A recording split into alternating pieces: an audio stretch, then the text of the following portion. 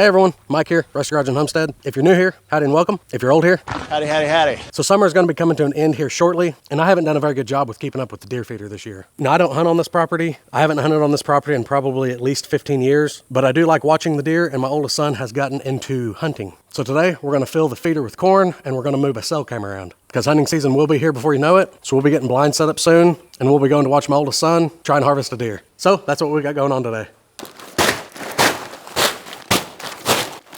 All right, there's 300 pounds of corn. I don't remember exactly how much corn this feeder will hold. This isn't a feeder that you can just buy anywhere. This is a feeder I made, but I'm thinking that it is 7 or 8 bags that this thing will hold. So we'll see. So let me grab a few tools and a ladder and let's go get this thing full.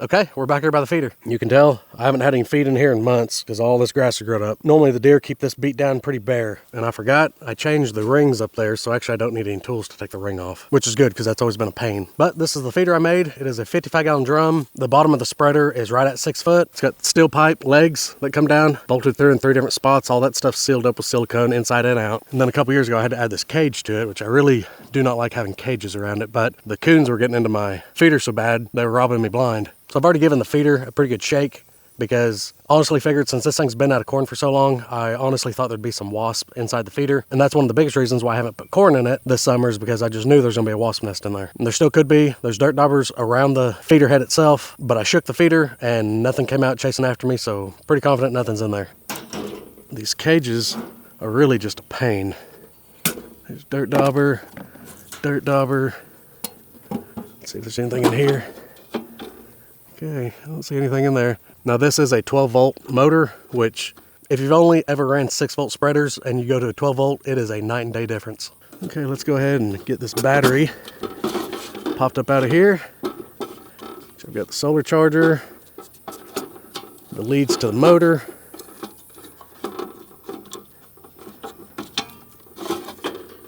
And there's the battery. So I got a new battery, or an old battery for it.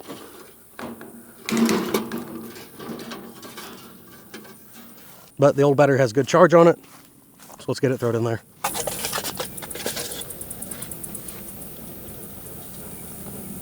I'll take that back home, get it charged up. I do have a solar charger on this feeder, but honestly, that solar charger hasn't worked very well at all for me. Okay, I may need 2 hands getting this thing up in here, so let me put you all up. And I am sure as soon as I start dumping feed into this feeder, these cows are going to go crazy and be all over it, which is fine. This feeder's high enough that they really don't bother it a whole lot. They'll rub on the legs and slosh it around, try to get corn out when they can. Here in about 2 weeks, maybe 3 weeks, maybe a month, all the pasture around here is going to get disced up and seeded. We're going to plant wheat, rye, probably some fescue and some different grass seeds. I've got a spot back in the timber that I always do wheat in that does really, really good. I may try to do some different grasses more for a deer habitat, but that's not really why I plant. I plant for the cows, just so we can stop feeding hay sooner. Come April, if this whole thing's in wheat, I can turn the cows in on it and rotate them out about every week or so. They'll lead it down, I pull them off, and as long as you catch the wheat before it gets too tall, the cows will lead it down, and when you pull them off, the wheat will grow back. So I can continuously rotate them out for several months. Okay, here. This one is for the solar, which again, I'm not a huge fan of. This one, hot is here, ground is here. Solar panel I need to just get rid of or try a different one. This one, when I first hooked it up, I think the polarity was backwards because I fried a battery fairly quick. I put a voltmeter on it and my voltmeter doesn't go down that far well, but I was getting a negative reading whenever I had it hooked up what normal would be. So I have ended up swapping leads on it and hooking it up to the battery, and it seemed to last longer, not zap the battery. Okay, says it's ready. And let me see what time it is. Okay, it is 11:43 in the morning. So let's get some of this stuff corrected. Well, I hit the test button, so let's see what it does.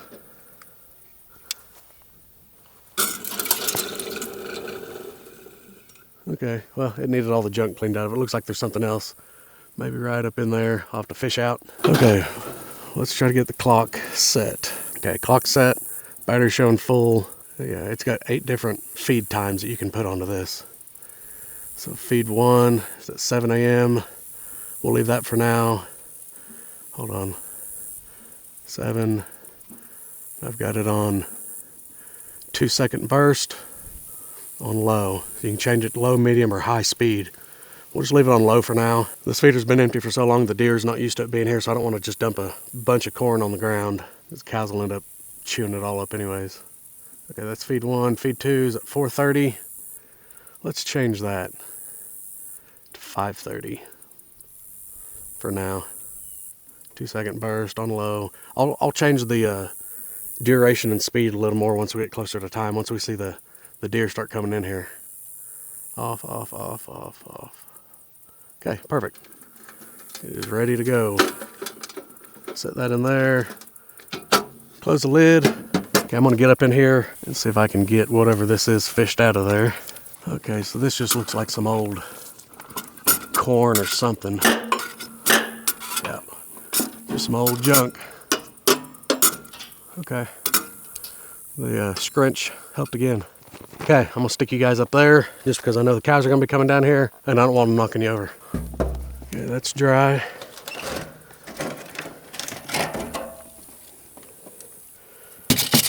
And there's the ring.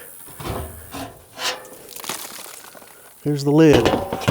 Now that little bit of corn that was on the bottom that looks like it had gotten wet, that is a new one for me. This thing's always sealed up real good, but I'll just have to keep an eye on that. If it looks like it ends up getting wet again, then I'll have to reseal everything on here. So this first bag I'm gonna have to open from the bottom. It has a little hole in it already.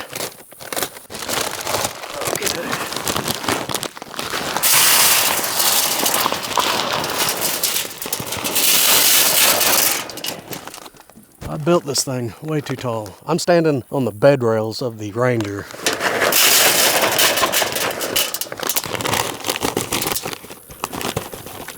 That's as high as I can reach. And the the cows are sure staring at me right now.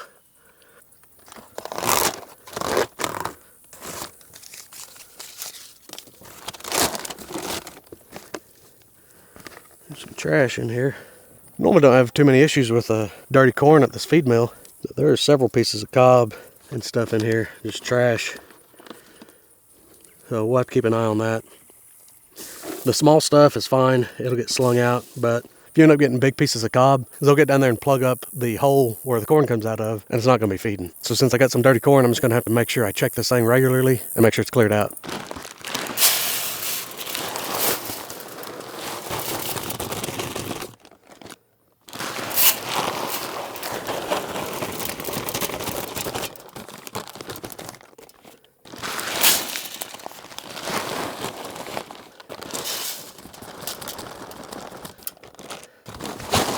Well, I think I was wrong. It wasn't 7 or 8. It's going to be 5 or 6.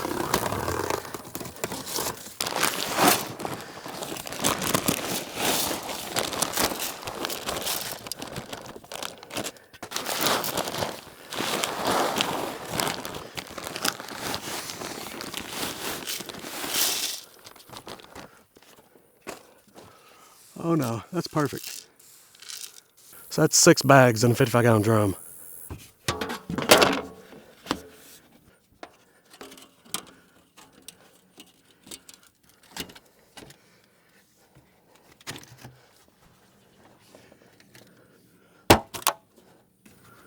Okay, that's on. Okay, feeder's full. Let's get our mess picked up and then we'll go ahead and test it and throw out some corn. Do y'all keep your feed sacks for anything?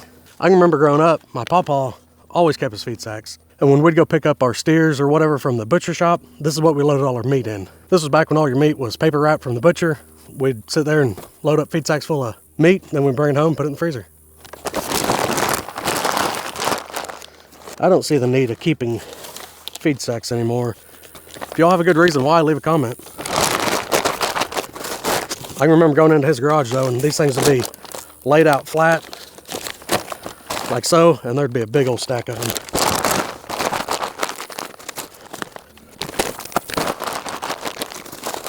Okay, there's 6 bags of corn. The reason I like running a 55-gallon spreader is because it lasts a long time. And that keeps me from having to come out here in the woods and buggering anything up. I would like to get a hold of a couple more feeders. I actually wouldn't mind trying some of the gravity style ones, but those ones I'd have to put in after I plant and the cows are off of this pasture. Okay, I think I'm gonna move the Ranger out of the way and then let's get this thing tested. So I've always used the bed of the Ranger to stand in, or my flat bed on my first gen to fill this feeder, or a ladder. But I think next time, this would be a good job for Tiny. I can have all the bags of feed loaded up in the bucket and get the wife or the boy to pick me up so I can dump it in here. Maybe I won't have to reach up so high. That's coming pretty soon. I need to teach the wife and my oldest son how to run Tiny. That was part of the reason I'm buying that tractor, was something simple for them to operate and be able to move around and do chores with or whatever. Okay, so let's hit test again and just see how it looks. We'll see how far it throws the corn. Okay, it is counting down. So let's get out of the way so we don't get pelted with corn. Okay, I'm standing 10 feet away and there's corn all out through here that it's throwing. Actually, maybe closer to 12 feet. So here in a couple of weeks, whenever I get ready to plant, the cows are gonna get pulled off of here. And I'll probably come back down then with like some rice bran or something and just make a big pile of it. So let's get this all buttoned up and then we'll go get a cell cam and hang it over by the tree so we can kind of see what's coming in here. And yes, I know that I will end up getting hundreds of pictures of cows. I normally turn my cameras off when the cows are in that pasture with the cameras. So we'll see. If I end up getting bombarded with a bunch of cow pictures, we'll end up shutting it off for another week or so. I'm just thankful for the new technology that we have nowadays, because my first trail camera used a roll of film. So when that thing would get full, you take it down to Walmart or Walgreens, wherever, have the film developed that you had to pay for, just to find out that you've got an entire roll of photos of cows. So the new technology with the SD cards or the trail cameras that go straight to your cell phone, that is amazing and money well spent. What kind of feeders do you all use? Do y'all use 12 volt or 6 volt or gravity? How many bags of corn does your feeders normally hold also? Is there any of you that have made homemade ones like this? Or is there a good store-bought brand that you all would recommend? Because I would like to add another feeder or two out around here. Oh, this is why I do not like these cages. I don't even use the bottom hooks. It's too much of a pain. Go ahead and leave a comment. What kind of feeders y'all recommend? Or what kind of feeders y'all use? And how much corn they hold. Okay, that project's done. Let's go get the camera.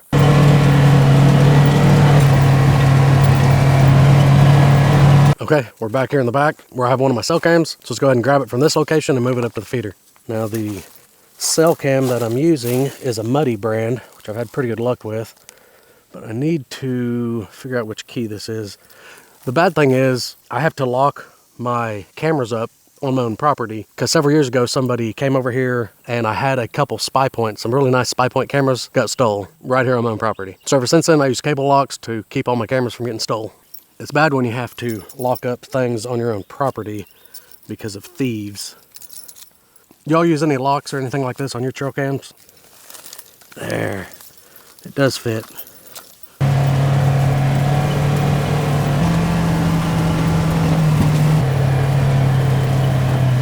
Okay, camera's got new batteries and is in good shape. Here's the feeder. Here's the tray I'm gonna put the camera on. Okay. Let's get this stuck up here. Okay. And I'm gonna go ahead and just wrap the cable, all the excess around, just so it ain't sitting here flopping. That looks like that's gonna work out good. Okay everyone, camera's in, feeder's full and working. I know this is a little off of what my normal videos are, but this is part of homesteading here on our property. We do use deer meat to help supplement some of the food for the family, so this is just part of it. And it's something I enjoy doing, that I've done for the majority of my life, but anymore I'm getting more enjoyment out of watching my kids do the same thing I was doing. So again, this property here, I have not hunted on in probably at least 15 years. But my oldest son, he started hunting a couple years ago, and I've been going with him, and it's gonna be the same deal this year. I'm not gonna hunt, I'm gonna sit in the blind with him, probably do some filming with him, and just enjoy making the memories. So everyone, I really do hope you enjoyed the video. If you did, give the video a thumbs up. Consider subscribing to the channel if you're not already, and we'll see you in the next one. Thanks.